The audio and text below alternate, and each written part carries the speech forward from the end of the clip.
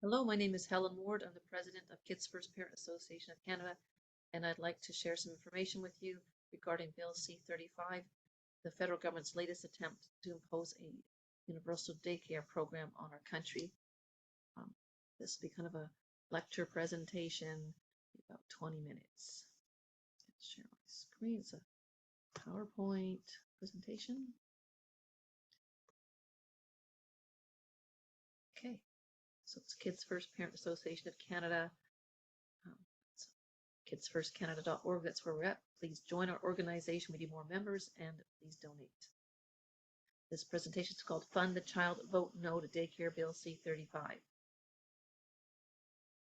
So Kids First position is fund the child. We are 100% supportive of high quality early learning and childcare. And we define childcare as it should be. Childcare is the care of a child, whoever does it, wherever it's done. And all children need childcare 24/7, 365. We know that every mother is a working mother. And by fund the child, we mean that funding goes to families directly. All funds for childcare go to families directly. And the government is neutral about childcare preferences. So there's no preferential funding for any form of childcare.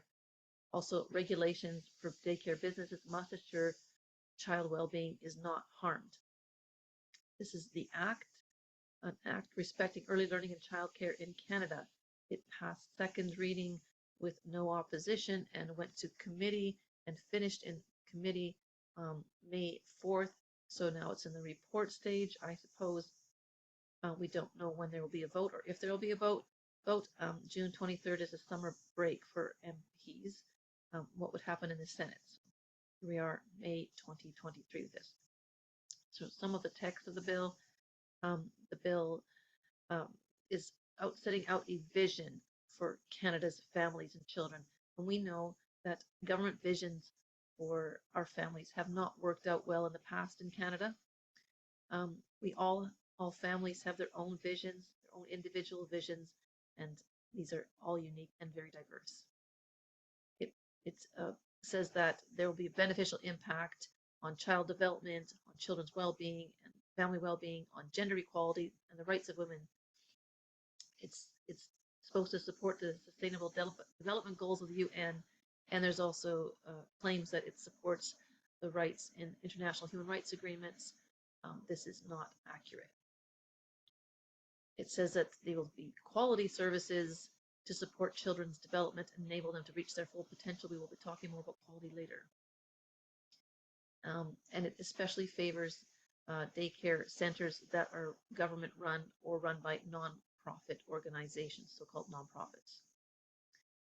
It declares it will be inclusive and high quality, but it excludes the vast majority of people who don't use these kinds of services. Yeah, and it's about maintaining long-term funding for the government's provincial government funding from the federal government. It also seeks to entrench a cushy jobs for the daycare lobby through the formation of a National Advisory Council on Early Learning and Childcare. They'll be government employees and have expense accounts.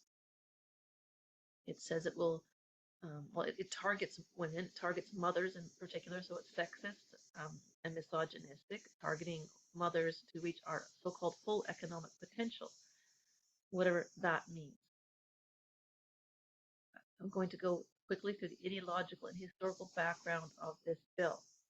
Back in the day, we had unfettered capitalism with no legal restraints on profit making, no human rights laws, and an exploitation of labor. This led to a reaction which is called familialism and maternalism. There's child labor in factories and mines, mothers working with children in mines, mothers and women working in factories. This movement was a combination of the labor movement and first wave feminism. There was huge organizations of women who were supporting familialism and maternalism. And these imposed legal restrictions on profit making and exploitation of labor. So labor was allowed to unionize. We had restrictions on child labor, on women's labor, especially on mother's labor. paid labor, that is, employment, and on the hours and days of uh, paid work. There was minimum wages, and later on we had restrictions on advertising children. So familialism and maternalism um, put financial benefits directly to families and not to services. In 1920s, there was the widow's pension. My grandmother got that.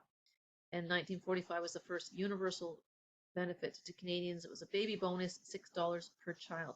There's also tax exemptions and tax deductions for dependents and children. And then there was welfare for widows, which was later extended to welfare for single mothers. Pensions, unemployment insurance, compensation for injuries, these were all part of these policies. The laws created the breadwinner homemaker family and imposed a breadwinner wage for husbands and fathers to support their family. So again, laws supported funding families directly, not services. This was what we call the post-war welfare state that many of us grew up in. But there's problems with maternalism because the maternalism controlled women, imposed lower wages for women, limited women's options. Women were fired from their jobs when they married or became mothers, and basically government policy coerced women into being homemakers. So this gave rise to second wave feminism in the 60s and 70s, which sought women's equality, women's liberation, laws for equal pay for equal work. And we see that these laws did end restrictions on women's limits to women's education and employment options, human rights laws.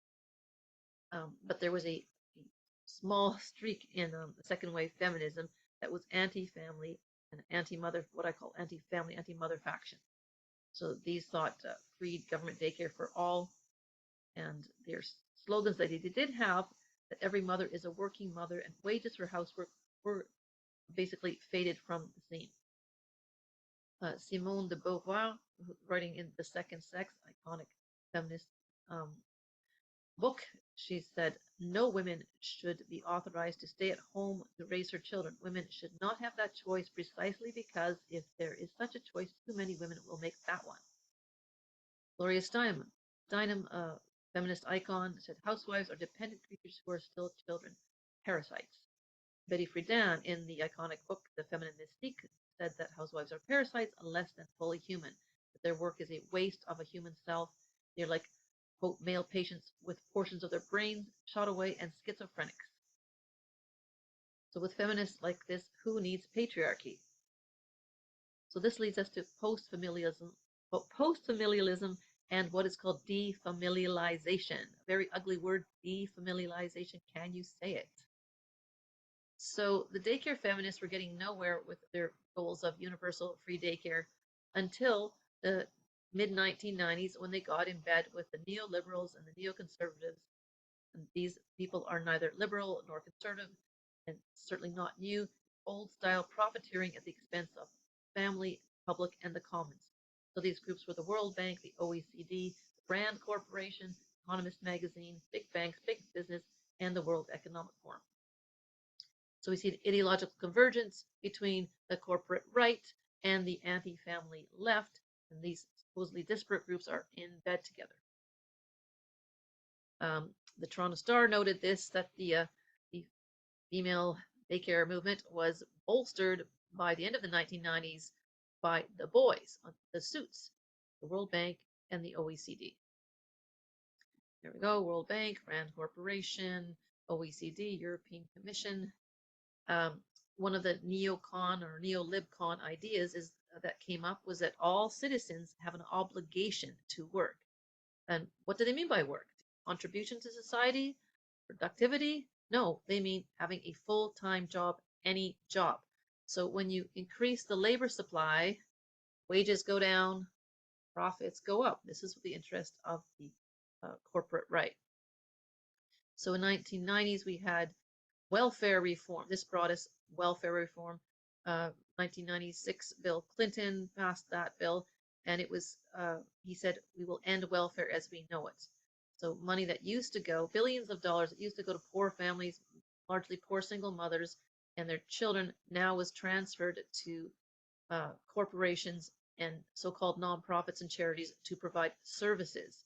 So welfare eligibility for mothers ended when their youngest child turned 1 in most places. In the past, they could have their children be on welfare until the children were age 18.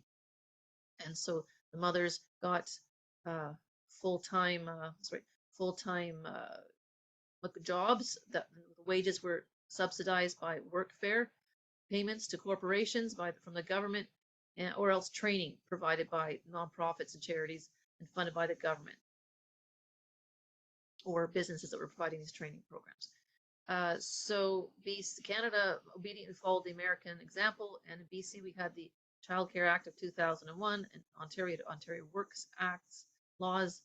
Yeah, so basically eliminating welfare eligibility and transferring all that funding to businesses and charities, nonprofits. So what's the definition of defamilialization? Here's from Dr. Paul Kershaw, who's a leading key proponent of the so-called $10 a day daycare plan, provincially and federally. He says it is the degree to which individuals can uphold a socially acceptable standard of living independent of family relationships, apart from male adult family members and spouses. Lone mothers are a bellwether group. I am a single mother, and I wouldn't recommend government policy that encourages more people to become like lone mothers. And Kershaw calls for a neoliberal and paternalistic approach, those are his words, that utilizes the state's coercive power for the purposes of altering citizenry decisions, modeled on the neoliberal welfare reform. The man calls himself a feminist. So this is a neolibcon agenda, and it's about dismantling and ending the post-war familialist welfare state. So it's about dismantling, redoing all those programs that benefit families, and dismantling the laws too.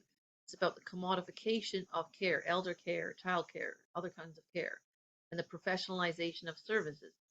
Because when there's a vast source of new profits for corporations and of jobs for unions when government funds services rather than family. A key document in this, or key idea of this defamilialization, is shared responsibility. A document that was called it called itself a state-of-the-art blueprint document, published by the OECD and UNESCO. Is called an integrated approach to early childhood education and care. It talks about moving away from the quote ideology of the family to a quote new order, quote a paradigm shift to quote shared responsibility between the state and parents for child rearing. But in this sharing with the state, we must avoid the primacy of the family. So here it is, a quote on a new order. This includes deep changes in societies in general and the family structure in particular, a review of the family-state relationship regarding the responsibility for the care and education of children. So that was first published by Canadian daycare lobby head, the Child Care Resource and Research Unit in 2001. So we are actually following the shared responsibility blueprint that was set out. Part of that is integrating or merging care and education. So we had all-day kindergarten implemented across the country.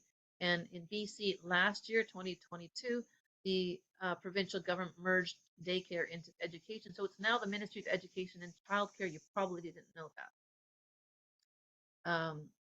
And part of defamiliarization is rejection of attachment theory. Again, this is another government-funded document that describes what we're talking about here, that the methods, attachment theory is, if you're rejecting attachment theory, it's like if we had engineers building bridges who rejected the theory of gravity. Now we have social engineers rejecting attachment theory.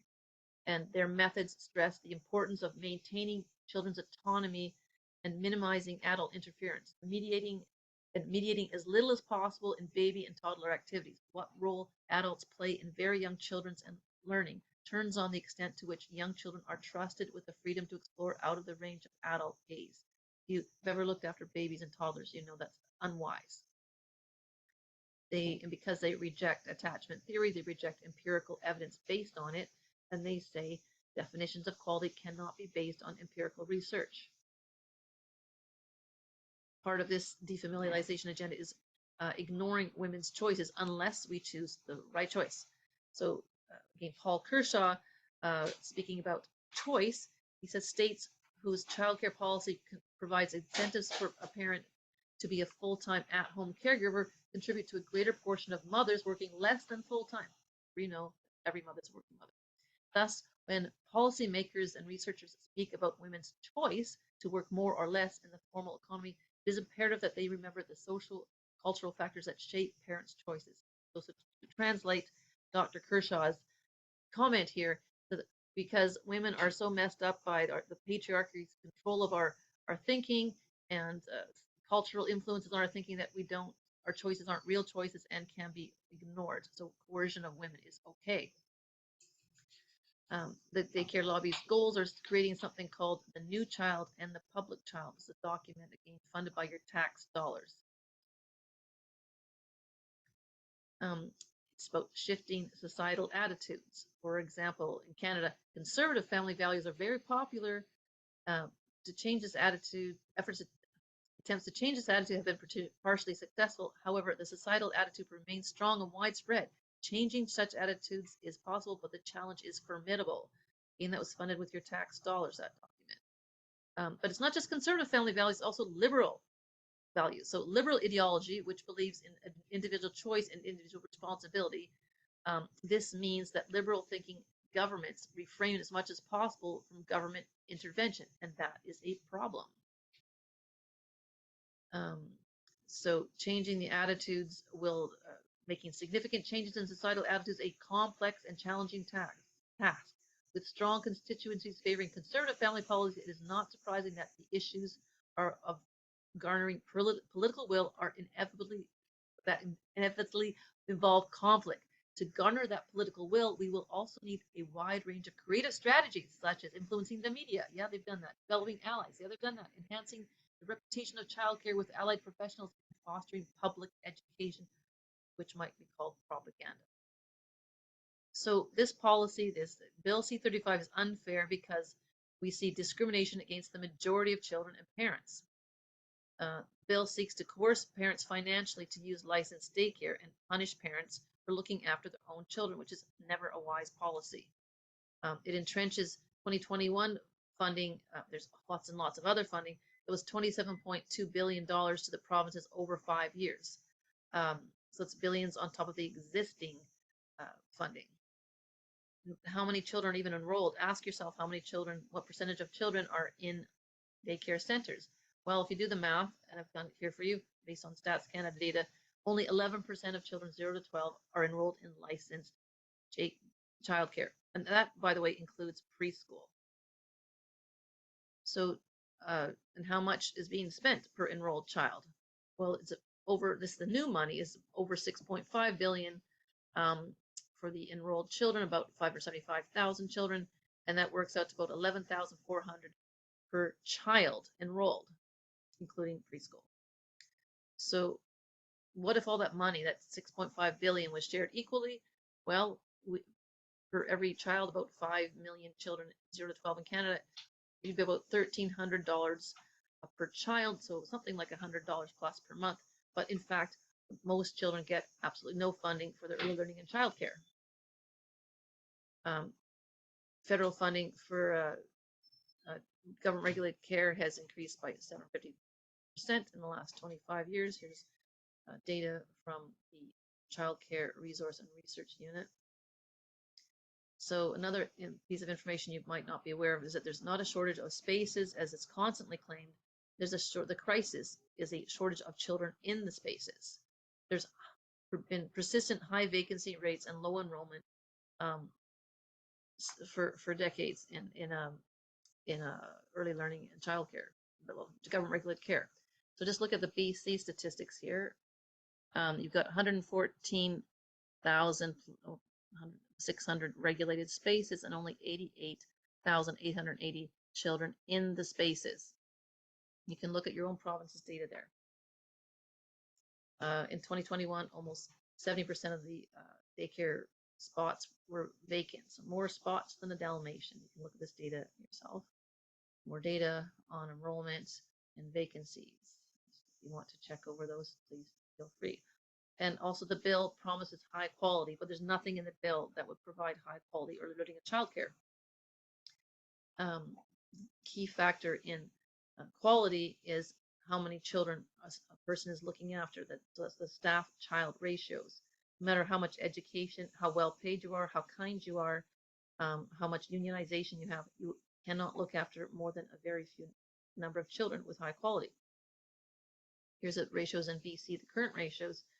For infants, it's 1 staff for 4 infants. For toddlers, 1 to 8, and again, toddlers to school age, 1 to 10. Remember, these would be for all day forms of care. In Quebec, which is the model in Canada, for under 18 months, the ratio is 1 adult to 5 infants. These ratios should be illegal for toddlers, 1 to 8, and for age 4, 1 to 10. It's not possible to look after children's physical needs, to control their spit, saliva, urine, and feces, let alone give them adequate attention and responses. Those are the existing ratios, but there's quality targets for ratios, and this document is from, again, the Child Care Resource and Research Unit, and in working together with the European Commission on a child care network in that. So these quality targets, first we're going to look at how they define quality. So quality is a relative concept based on values and beliefs. So what's high quality to me might not be high quality to you. And it's when you're defining quality, you're never reaching a final objective statement. Because remember, they reject empirical evidence and attachment theory. It's a discussion. It's nothing about the irreducible needs of young children, which are absolutes. They ignore those. So here's the targets. These existing ratios are bad. Proposed ratios are worse. So 1 adult for children who are under age 1 adult to 4 children. For children who are age 1 adult to 6 children. For children age 2, 1 to 8. For children age 3 to 5, it's 15. And in a family daycare, for children, including the daycare home providers' own children. They don't like family-based daycare because it's too close to a family-type atmosphere, so that's why they prefer the group care and these horrific ratios. So what does the peer-reviewed evidence tell us about the outcomes for children? Because remember, they promised in the bill that it's going to help children's development and outcomes, but the peer-reviewed evidence says that children spending more time in group care harms their well-being and outcomes. The daycare lobby says that the research shows that daycare increases children's happiness, health, intelligence, employability, behavior, and also reduces addiction and criminality and teen pregnancy. Now, it's actually true that high-quality early learning and child care produce all kinds of benefits for the child, the family, and the whole society. But what are we defining? What is high quality and what is child care? So the daycare studies don't find this. They claim that because of all these benefits, that $1 spent on daycare will yield $2 to $17 or more in benefits, cost-benefit analysis, and this will mean that Canada will save $2 trillion over the long term. That's their actual claim. But the real peer-reviewed evidence, not their cobbled together publications, shows that this is information they don't want you to know. The hardcore research, peer-reviewed research, here's from the U.S. That's more children, $25 million study, the best study ever done on this. That more time in group care produced more aggression and cruelty and non-compliance in young children, and at age 15, more risk-taking. So risk-taking means criminality, violence, suicidality, drugs, sex, rock and roll, those sorts of things. Rock and roll is okay.